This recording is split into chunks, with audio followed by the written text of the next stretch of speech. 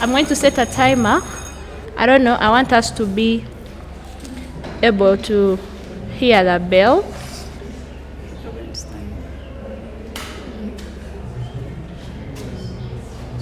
Is that loud enough? Hey. Okay. So I'll call upon. I think the motion we all have is this House believes that animal rights advocacy should be targeted at people to change the preference for meat rather than the corporation business to adopt closed meat substitutes, e.g. convincing restaurants to sell plant-based meat, funding research into cell-based meat alternatives. Is that the motion that we all have? Okay, I'll call upon the first speaker. You have strictly 3 minutes.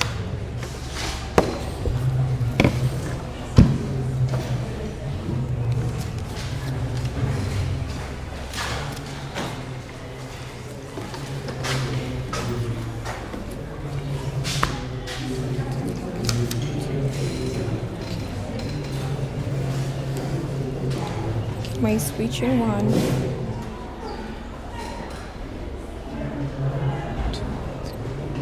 Understand, Chair, that a point in time where status quo is driven out by demands of individuals that foster the work that drives business and drives corporations resolve. Understand that what you're going to get from our side of the House in today's debate is we're going to show you the comparison of the two worlds that gets created when we necessarily target change in preference of meat towards people or maybe towards the corporations too. We're going to show how obligation fulfillment to effectivity towards animals is something that's going to be better for us in the House. And 3, we're going to show the exclusive benefits that come out. Understand, when you describe to the nature of humans, these are necessarily people driven by choice. Understand that necessarily these humans are not obligated or are not forced at the neck point to go and eat meat. These are people that refer up, that want to go and engage in eating meat. So I feel like that creates a route as to why we decide to go forward and target preference.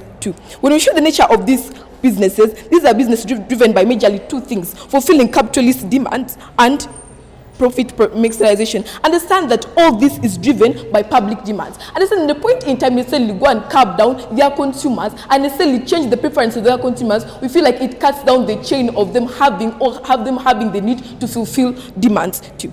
How does necessarily the nature of the advocacy looks like towards that side? Understand, at a point in time you go and necessarily curb down the sort of root of demands to what actually pushes this capitalist to go forward and necessarily produce or go out and carry out injustice with that necessarily harm these animals. Understand the deterrence that they actually cater just to meet demands. It has things like 1, when masses and all these people get involved into demanding of meat, these corporations feel like it's justified for them to bring things like vivisection or things like target farming just so necessarily that they can fulfill. So at the point in time necessarily curb the need for them to not necessarily do that. We feel like that's the best thing that has towards advocating for animal rights too. Why would necessarily opt for advocacy of animal rights when we necessarily deal with curbing down the preference of humans? Because things like 1, when you go and necessarily cut down the root cause of something, you create a sudden of shift that has long-term impacts. Understand that if necessarily what shapes these sort of entities, things like demands, when you go forward and necessarily curb down it by making sure that these people change their preferences, that you are going to show in 4 extensions how the advocacy is going to actually be actually going to be work. Why will necessarily not advocate for actually be turned into the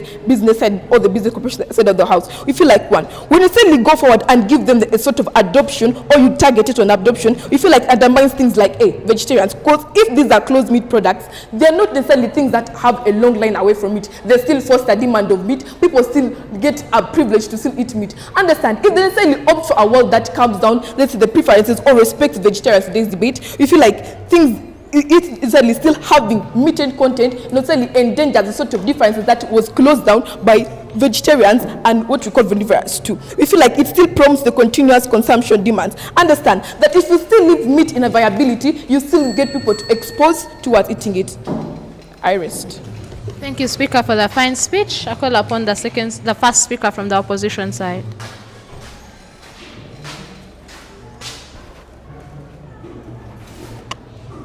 Thank you.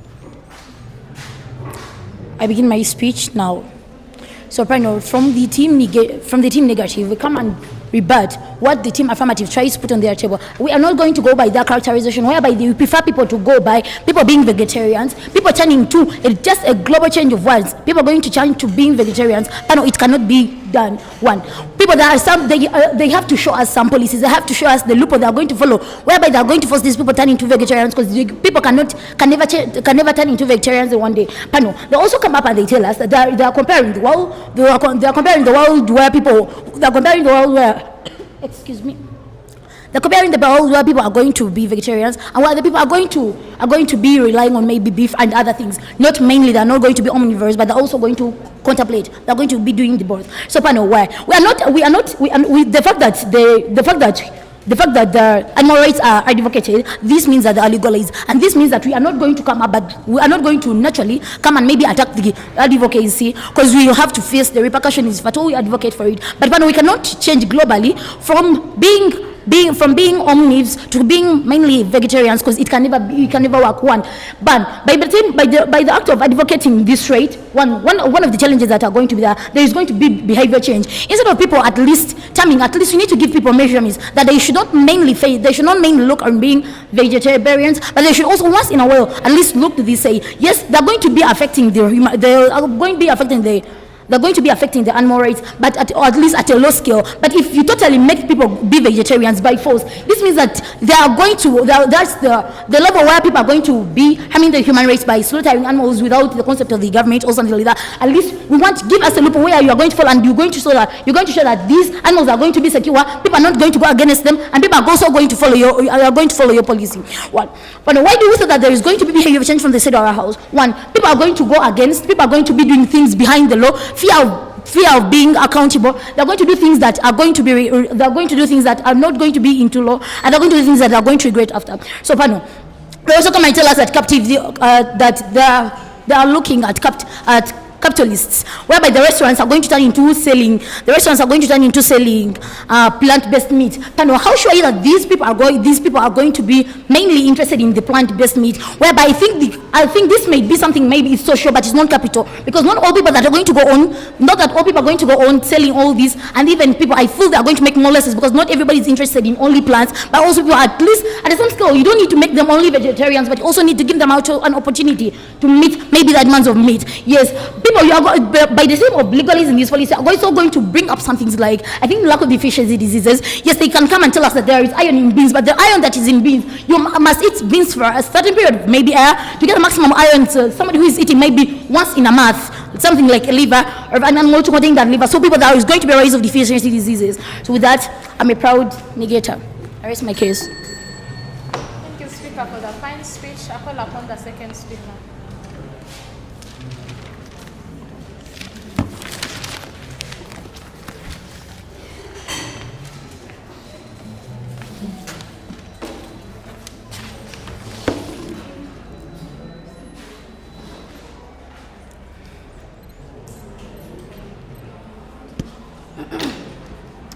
I begin my speech in 1, 2, 3. So the team that wins out into this bet is the team that shows us how best are we going to advocate for animal rights. But today we come to realize that team negative fails to know how best they are going to advocate for animal rights. First and foremost, I'll bring to the contradiction which they caused in today's debate, where they said that we are going to bring these people to eat plant-based material. Where I feel like this is more of their house, these people to eat plant-based materials, because from the infra side, it shows that the companies, rather than them adapting to use of plant-based industries, whereby we feel they should show us why should they target companies rather than people. This is what they fail out to understand in today's debate. So they go on and show that these people are going to have deficient diseases, but we show them that this is going to exist more in their side. Because at the end of the day, we said meat is one of the main reasons why people become sick, because it's contains in things that like fats, or that even bring to more of the diseases, the heart diseases that are killing the majority of the people that existing within the world. We feel like at the end of the day, this is something they should not adapt to. Secondly, they say like we are going to force these people to go on and eat this meat, but to show them that it's not going to be forced. So to bring to them an aspect of these people being educated through social media or being educated through things like seminars. Automatically, this person is not going to be forced to change, but rather is going to be told the bad things that are in the meat, and it's going to only adapt to the change by their own shift. So I continue on and show it on that side of the house where we show that these people are people who are driven by their choices, and whereby these companies of the choices of people, they will go on to the extent that they have to fulfill their demands since they are capitalists, and being the capitalists, their capitalist demand is them having many profits. At the end of the day, we feel like for them to have many profits is to fulfill the customers' demands, which they also do not get from actualization. So automatically these companies will continue fulfilling the customers' demands, but they even do not show us how the companies are going to make these people stop eating meat. I show you that the main problem in today's debate is the problem of meat consumption continuously, and pushing these companies to continue fulfilling the demand, and that's why the animal rights come on and be violated. Because these companies are not made the demand increases of the customers. These companies are going to go on and sacrifice or kill more animals in order to fulfill the demands. I don't feel like that the rights of animals are going to be catered for best, because they're going to push animals and even push them, like, they're going to add antibiotics into the animals so that they can produce more meat. So at the end of the day, we feel like you're violating a big thing within the animals. So what should show them? How are we going to do this thing? It's going to be through educating, through social media, and also using seminars. Because you're going to show these people that meat is one of the main reasons why they become sick at the end of the day. We feel like this is what they've allowed. How do you think that in the seminar, all people are going to advocate to turning to plant-based? Automatically, once you saw somebody, the bad that comes out of something that you're doing, it means this person is ready to change, because they would not want to die when they know the reason why they are dying, rather than continuing telling people to continue eating meat, which is going to lead them to die. And even they speak of deficient diseases. One of the reasons why people are not dying, we show them that this meat is the reason why people are having heart diseases, and heart disease is one of the things existing in status quo, where people are having more heart diseases and people are dying day and day, which we are going to get that exclusive benefits, because they're going to be saving people's rights, and still are going to advocate for animal rights, which they do not have on their side of the case, which they also fail to understand. So I feel like I do not get why Team Negative does not, they do not even clearly show us how the companies are going to be the best mechanism to cater for animal rights, which I do not also see. So we continue and show you that you're going to also have the vegetarian support, where these vegetarians are going to show them the good that comes out from not them consuming meat. This is another mechanism that you're going to use in order to adapt this. Since they are vegetarians, they're going to show them the good that comes out from not having meat, and also this will help us to cater for them better work, and also having a better mechanism. With that, I beg to rest. Thank you, Speaker, for the fine speech. I call upon the second speaker from the opposition side. Ready whenever you are.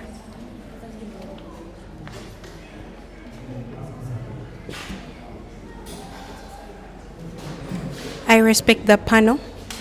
As Team Affirmative comes and stand forth, and actually they tell us, yeah, we are serving people. We are serving the demands of people. We are basically looking these restaurants resulting into plant-based meat stuffs. You get? Now, since we are actually looking at plant-based foods, you get, we are going to actually, you said you're going to sensitize them. Yeah, you're going to sensitize them, but it's not all of them will actually follow the sensitization. It's not that all of them, just because it is just a said that you should stop eating meat, be vegans. It's not that they are all going to change. No. Some are not going to change. You get? Some are going to do it back. You get? Some are actually not going to adopt to that. So, please check yourself. And behavior change. Yeah, that's where I bring behavior change. Yes, you might say that you change, but keep it for yourself. But they are not going to actually change it. You actually said demands. Yes, we do give demands of people, but we actually tell them that disadvantage, we actually sensitize, keep it for yourself. We actually also sensitize them what the restaurants are going to do, or businesses, what they are going to do. Remember, businesses, in order to have a better, please keep it for yourself. Remember, restaurants give services to people. Yes, as they have said that we give demands to people, we really do give demands to people, but actually we do tell them that we are looking at plant-based foodstuffs. Actually, we are saying that we should actually make businesses be the ones, we should first see businesses in order for the people that Team Affirmative is coming forth. to actually say that they should be seen first, but we actually say no. Losses for the restaurants. Since all people are vegans, you get, but we are actually not going to say that because they are vegans, we shall still insist selling meat stuffs. With that, I rest my case. Thank you. Thank you, Speaker, for the fine speech. I call upon the third speaker from the proposition side.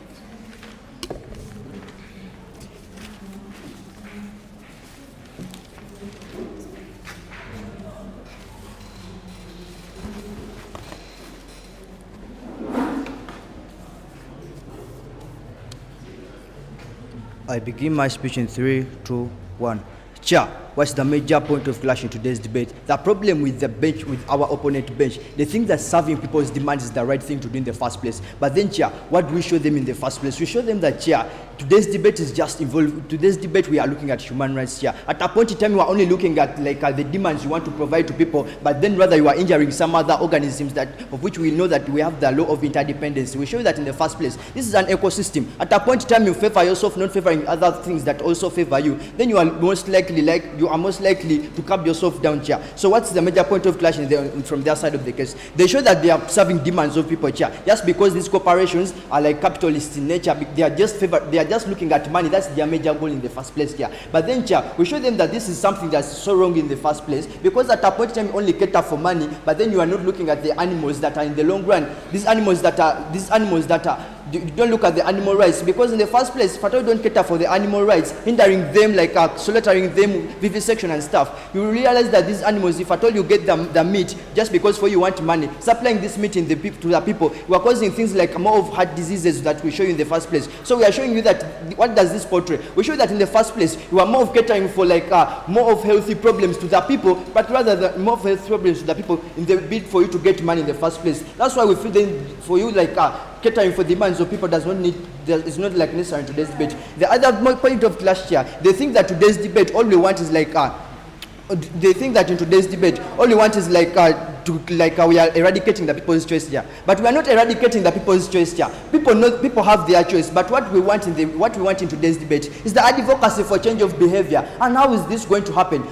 We show you that in the first place. How is this going to happen? So we show that through seminars and sensitizations, as well as social media activism, we show that these people in the first place, they are going to get to adopt to the plant-based meat. And what is this going to look like? It looks like then there's going to be reduction in the excessive consumption of this meat. And what are going to be the long run impacts? We show that the long run impacts are going to look like this. If there's low consumption of meat, it's going to be more beneficial, because there are going to be less healthy problems that are going to arise in the lives of humans in the first place, Chair. So what do they fail out on today's debate? They think like this is going to lead to more of deficiency diseases in the first place. But then we show you that in the first place, if these people are going to have meat, but then we are targeting these companies because in the first place, they are the ones that are making people to adopt a lifestyle of excessive consumption of meat. But if at all we target these people in the first place, we show that our kind of world we are creating a kind of world where there's going to be advocacy in the shift in lifestyle, because there's going to be like low consumption of meat. So these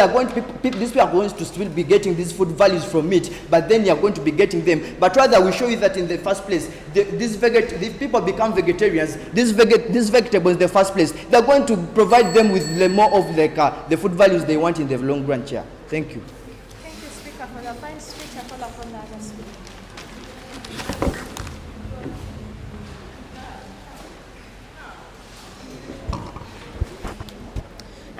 My speech begins in 3, 2, 1.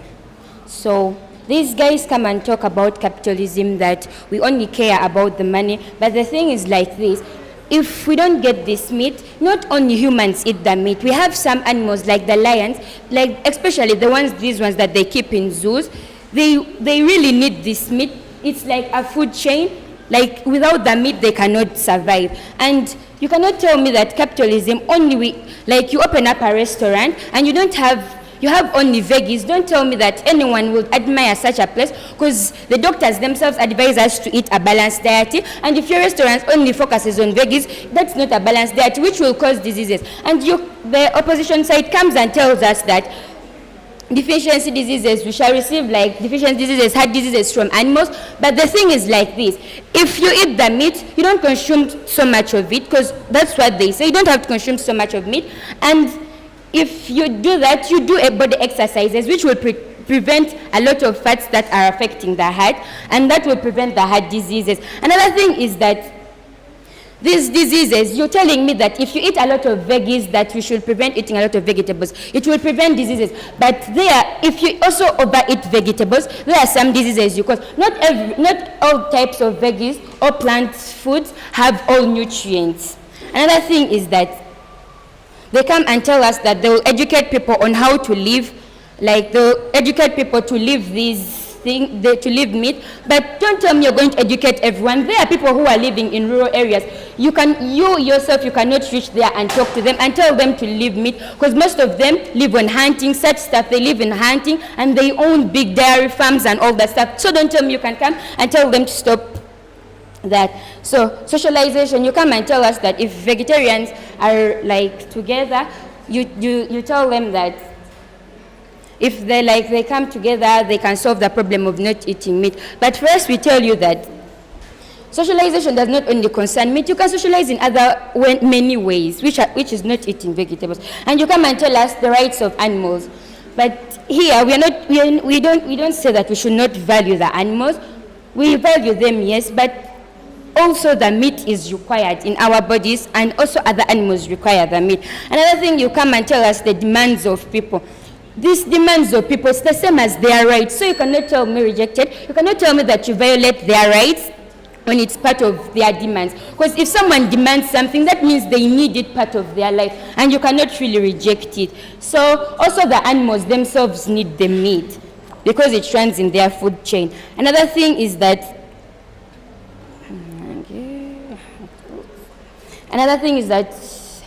these. So, Pan, I rest my case. Thank you, Speaker. Call upon the reply speeches. Negative team.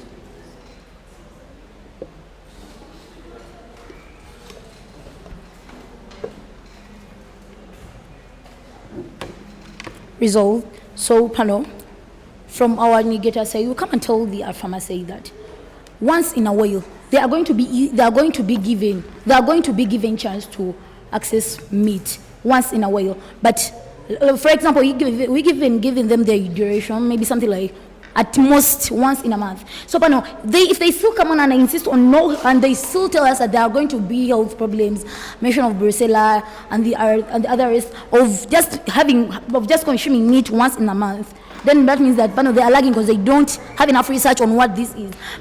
They are not catering for the predator prey. They are not catering for the predator prey dependency, whereby there are fellow animals that also feed on other animals. So, are you going to also conduct seminars to educate other animals not to feed on other animals? No. So, for that, the farmers say turns themselves down. And another thing, they are trying to tell us that we are not catering for animals, but the fact that you have given a period that we are only going to change our diet to meat, to have at least meat once in a while, in a period of just once in a month. So that means that we are catering for the animals, but still the farmers say never acknowledges that when we try to raise the point from my first speech. And the other thing, they're trying to tell us we have a clash of capitalism and socialism, where they fail to understand which is which. Pardon, I beg to rest my case.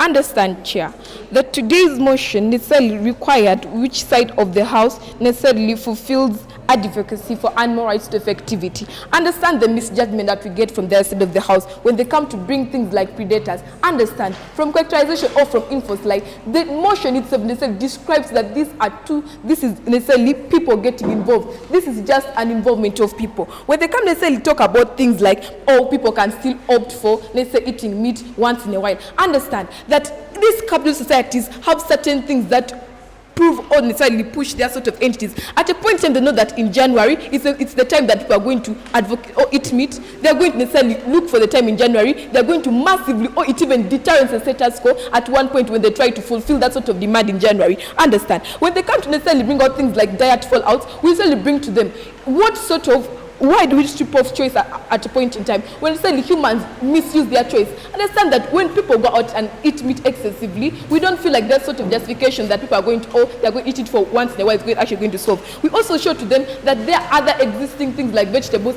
that have less impacts or health impacts that can still be adapted to. We don't necessarily feel like this debate is about food values that we fulfill when we necessarily get them from vegetables. I rest. Thank you, speakers, for the speeches.